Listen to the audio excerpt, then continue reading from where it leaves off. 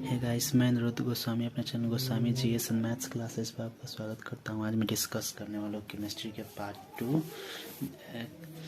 Class 12 का। जो मैंने एक पार्ट को जो है ना कल डिस्कस कर लिया था। आज मैं उसके दूसरे पार्ट को डिस्कस कर रहा हूँ, जिसमें मैंने कल कुछ क्वेश्चन जैसे कि कांच को स्थिति द्रव क्यों माना जाता है, और मैंने जो है सॉल्यूशन चैप्टर के टॉप 11 क्वेश्चन को मैंने डिस्कस कर दिया है। और जिन लोगों ने नहीं देखा है उसे जाकर Goswami GS and maths classes पर सर्च करके देख सकते हैं।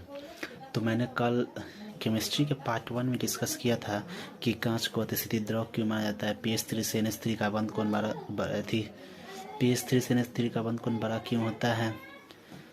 जैसे क्वेश्चन को मैंने कल देखा था। जिन्होंने नहीं देखा है वो जाकर Goswami GS and maths classes को यूट्यूब पर सर्च करके देख सकते हैं। तो आज मैं उसके अगले पार्ट से आज मैं डिस्कस करने वाला हूँ, जिसमें क्वेश्चन है तो मिथुनयिक अम्ल इथेनॉइक अम्ल में क्या अंतर है। तो मिथुनयिक अम्ल का रासायनिक सूत्र जो होता है ना HCOOH, यानी फॉर्मिक एसिड को ही जो है मिथुनयिक अम्ल बोलते हैं।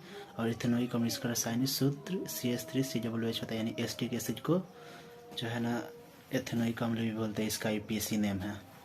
इसका आणविक द्रव्यमान जो है 46 ग्राम पर मोल होता है, जबकि इसका आणविक द्रव्यमान 60 ग्राम पर मोल होता है। यह जब जल में पूर्णतः घुल जाते हैं, क्योंकि ये जल में पूर्णतः घुल जाते हैं क्योंकि ये जल के अणुओं के साथ मिलकर हाइड्रोजन बॉन्डिंग बनाते हैं। यह अम्ल हाइड्रोजन बॉन्डिंग द्वारा संगुणित होकर एक बलीय द्विलक बनाते हैं, जिससे इनकी H बंध जो है वह टूट जाते हैं। इसमें H बंध कम ताप पर नहीं टूटते हैं। यह लाल चींटियों, शहद और मक्खियों में पाया जाता है। जैसे कि एग्जाम्पल हो गया इसका कि फॉर्मिक एसिड जो है लाल चींटियाँ, शहद और मक्खियों में पाया जाता है, और यह सिरका में पाया जाता है।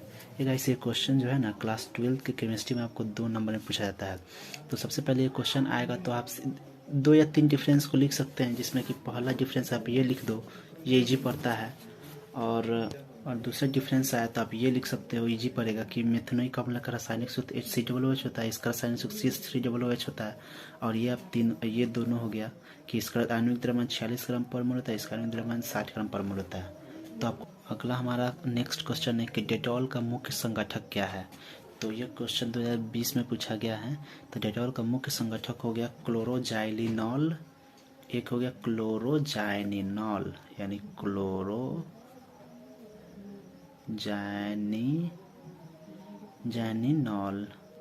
एक हो गया। गाइस मैंने थोड़ा सा मिस्टेक कर दिया, लेकिन इसी तरह से ये होगा क्लोरोजाइनिनॉल। और दूसरा होता है अल्फा टर्पिनॉल, यानी टर्पिनॉल। डेटॉल का उपयोग करने में संक्रमण करने वाले जीवाणु को नष्ट होते हैं। यानी डेटॉल का यूज जो है जहाँ संक्रमित हो जाता है कोई चीज़, तो वहाँ पर जैसे कि हाथ वगैरह में हम डेटॉल का यूज करते हैं, क्योंकि हाथ में बहुत सारे कहीं से हम घूम फिर कर आते हैं तो हमारे हाथ में बहुत सारे कीटाणु जर्म्स वगैरह होते हैं। तो इस चीज़ को दूर करने डेटॉल का यूज करते हैं। तो वहीं यहाँ पर जो है इसके मुख्य संगठक होते हैं क्लोरोजाइनिनॉल और अल्फा टर्पिनॉल। आप इसको याद करके इसका यूज में आप लिख सकते हो, तो आपको 2 नंबर मिल जाएगा कि डेटॉल इसका उपयोग करने से संक्रमण करने वाले जीवाणु नष्ट हो जाते हैं।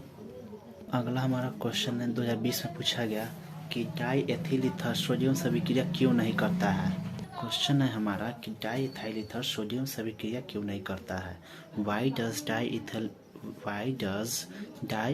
ether not reacts with sodium, यानी ये सोडियम से रिएक्शन क्यों नहीं करता है। तो sodium ions react with other ionic species by electrostatics interaction. Diethyl ether does not contain any ionic functional group, nor does it has होगा यहाँ पर, थोड़ी ग्रामेटिकली इधर पर ध्यान नहीं देने की जरूरत है, क्यों इट हैज होगा यहाँ पर। It has acidic protons, thus diethyl ether is inert and is unreactive and therefore does not react with sodium. Hindi में कहने का मतलब है कि जो डाईइथाइल ईथर में ना तो कोई आयनिक क्रियाशील मूलक होते हैं और ना ही कोई अम्लीय प्रोटॉन होता है। सोडियम आयन स्थिर वैद्युत अभिक्रिया द्वारा आयनीकृत भाग में सक्रियता दिखाता है। यानी इसका एग्जाम्पल हो गया सोडियम Na11 होता है, तो 1:2 2:2 पे 6 3:2, यानी 6×10 यानी डाईइथाइल ईथर का ये हो गया। और ये आप लोग इसका फॉर्मूला याद करके इसके एग्जाम्पल याद कर लेंगे, जो कि 2 नंबर में आपका 2020 एग्जाम में पूछा गया। इतना लिख दोगे आप तो आपको 2 नंबर मिल जाएगा। सबसे पहले इसका डेफिनेशन और इसका एग्जाम्पल आप करके लिख दोगे तो आपको 2 नंबर मिल जाएगा। अगला हमारा नेक्स्ट क्वेश्चन है कि ओजोन यानी O3 जो है वह एक प्रबल ऑक्सीकारक की तरह क्रिया क्यों करती है, समझाइए। तो O3 ओजोन एक प्रबल ऑक्सीकारक की तरह क्रिया करती है क्योंकि यह बहुत आसानी से नवजात ऑक्सीजन यानी नेसेंट ऑक्सीजन जो है, नेसेंट NaSCENT, तो यहाँ पर जो है जैसे नेसेंट ऑक्सीजन मुक्त कर देता है, इसलिए O3 एक प्रबल ऑक्सीकारक होती है। O3 का जैसे कि सूत्र होता है O3, तो यह डिवाइड होता है आपको O2 यानी ऑक्सीजन प्लस O, यानी नेसेंट ऑक्सीजन हो गया क्योंकि ऑक्सीजन मुक्त कर रहा है तो नेसेंट ऑक्सीजन हो गया। और इसका केमिकल रिएक्शन देखिए कि यह लेड जो है ना, यह लेड सल्फाइड को लेड सल्फेट कि जो है ना लेड सल्फेट O3 का तोड़ेंगे तो 2 प्लस O गुने 4, अगर ये से 4 से गुना करते हैं तो lead oxide plus 4 nascent oxygen के साथ ये रिएक्ट करेगा तो ये लेड सल्फेट बनाएगा, यानी लेड सल्फाइड प्लस 4O3। तो और ये जो है प्रोडक्ट में बनाएगा लेड सल्फेट प्लस ऑक्सीजन यहाँ पे मुक्त हो जाएगा। तो ये लोग ये जो है आप लोग इसको ध्यान से देख लोगे। अब इसको ध्यान से देख लोगे।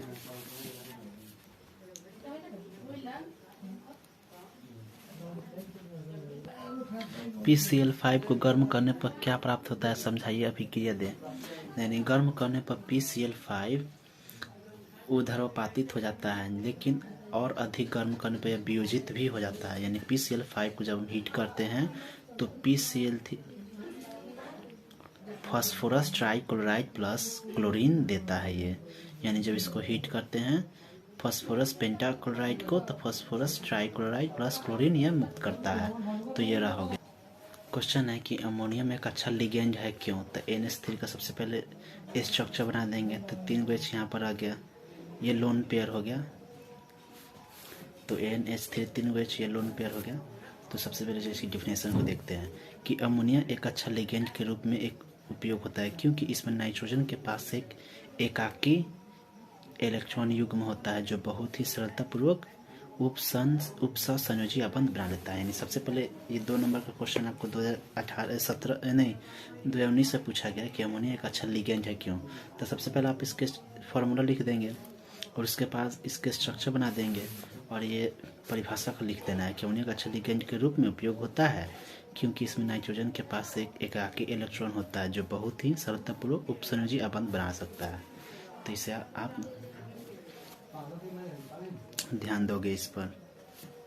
हे गाइस, आज का लास्ट क्वेश्चन है हमारा कि नाइट्रोजन के अणु कम क्रियाशील क्यों होते हैं। ये क्वेश्चन 2018 या 19 में पूछा गया है कि नाइट्रोजन के अणु कम क्रियाशील क्यों होते हैं। तो नाइट्रोजन गैस रासायनिक दृष्टि से अक्रिय माना जाता है, यानी यह एक इनर्ट गैस यानी अक्रिय है।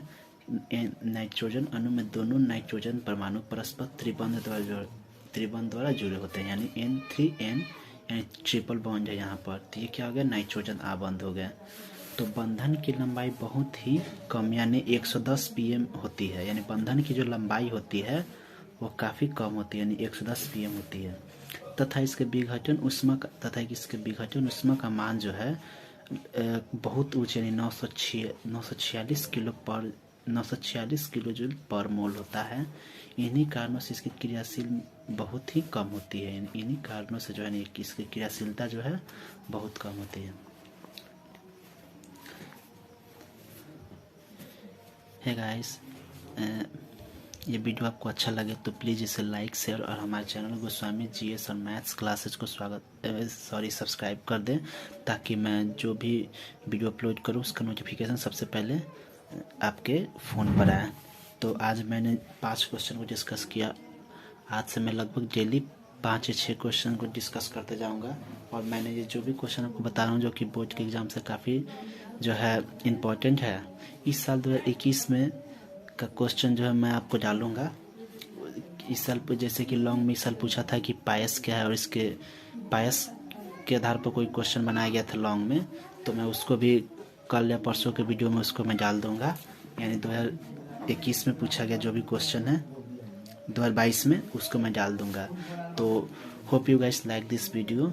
अगर आपको ये वीडियो अच्छा लगे तो प्लीज़ लाइक शेयर और हमारे channel Goswami GS and maths classes को सब्सक्राइब कर दे ताकि आपका बोर्ड के एग्ज़ाम इंटरमीडिएट के साइंस के हों तो उसमें आप अच्छा रिजल्ट ला सके। और इसमें इसका ऑब्जेक्टिव भी चैप्टर वाइज मैंने तैयार कर लिया है। तो सबसे पहले मैं इसको पूरा समाप्त कर दूंगा, उसके बाद मैं फिजिक्स और बायोलॉजी उसको भी कर दूंगा, उसके बाद मैं ऑब्जेक्टिव दे दूंगा। तो चलिए कल मिलते हैं।